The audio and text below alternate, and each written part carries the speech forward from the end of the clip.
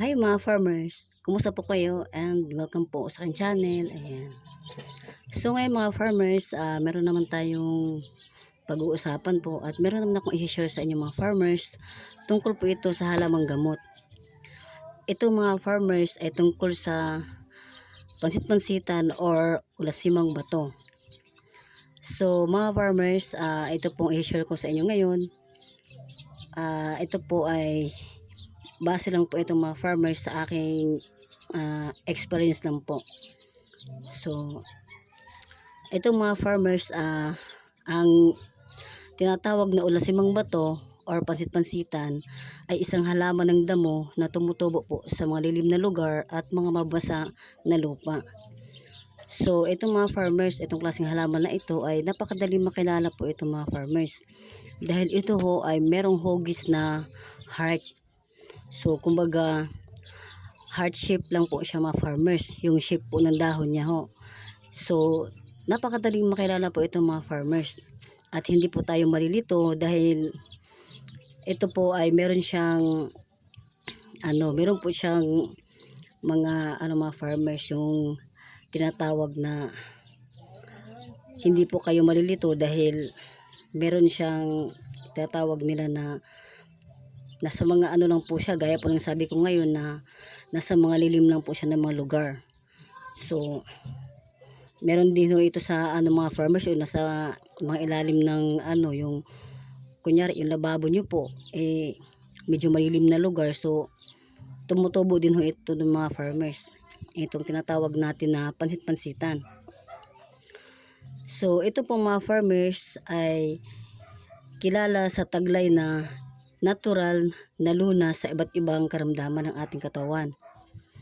So meron ako i-share sa inyo mga farmers ay mga itong mga farmers ay itong tinatawag natin na pansit-pansitan.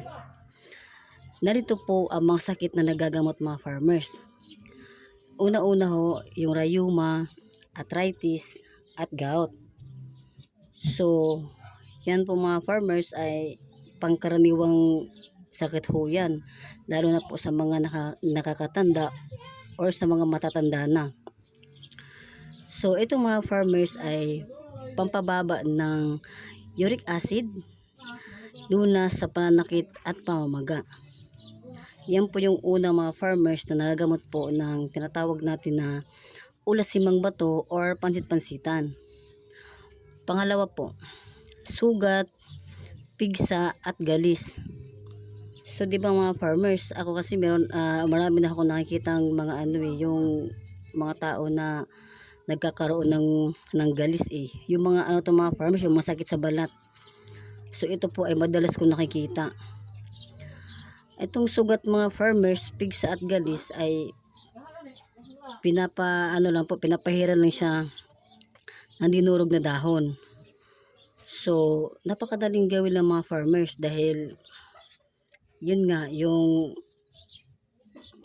yung tungkol po sa pansit-pansitan ay napakadali siyang iproseso para po tayo ay magagamot po ng tinatawag natin na ulasimang bato or pansit-pansitan.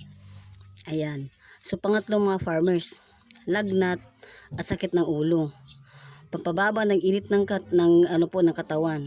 So di ba farmers, una-una po ito ay pangkaraniwang sakit din ito mga farmers. Kahit bata nagkakaroon ng ganitong klaseng sakit So pwede rin po siyang panggamot mga farmers, yung gaya po ng sabi ko ngayon, yung pansit-pansitan.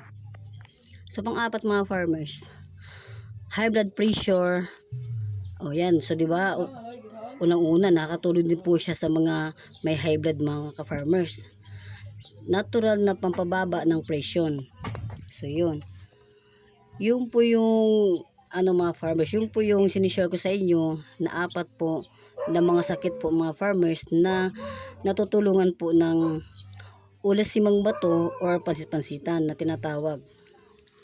So nandito naman po tayo mga farmers sa mga paraan po kung paano po siya gamitin. Ito po mga farmers ay iniinom or iinumin. So pakuluan ang isang tasa ng dahon sa 2 tasa ng tubig. So 10 to 15 minutes po mga farmers ang pagpapakulo po nito. Ulitin ko po, pakuluan po yung isang tasa po na dahon ng ulasimang bato or pansit-pansitan. Tapos lagyan nyo po siya ng 1 tasang tubig. Yun po mga farmers, at kailangan ho pakuluin po siya ng 10 to 15 minutes. At salain at inumin po ng kalahating tasa ng 2 to 3 beses lang po sa isang araw. Yun po ang pagkaproseso mga farmers. Tapos para naman po sa kinakain or para kainin, gawing salad at hugasan ng mabuti yung dahon po ng ulasimang bato or pansit-pansitan. So kailangan mga farmers, unang-una i-check talaga natin kung malinis po yung lugar na kukuhanan natin ng pansit-pansitan na tinatawag. Dahil yun po ay panggamot sa ating mga karamdaman. So kailangan po talaga malinis po yung area po na pagkukuhanan natin mga farmers. So andito naman po tayo sa mga farmers. Yun nga yung eto diba farmers, so inaano ko na sa inyo, sinishare ko na po sa inyo yan. So 1 tasa lang po ng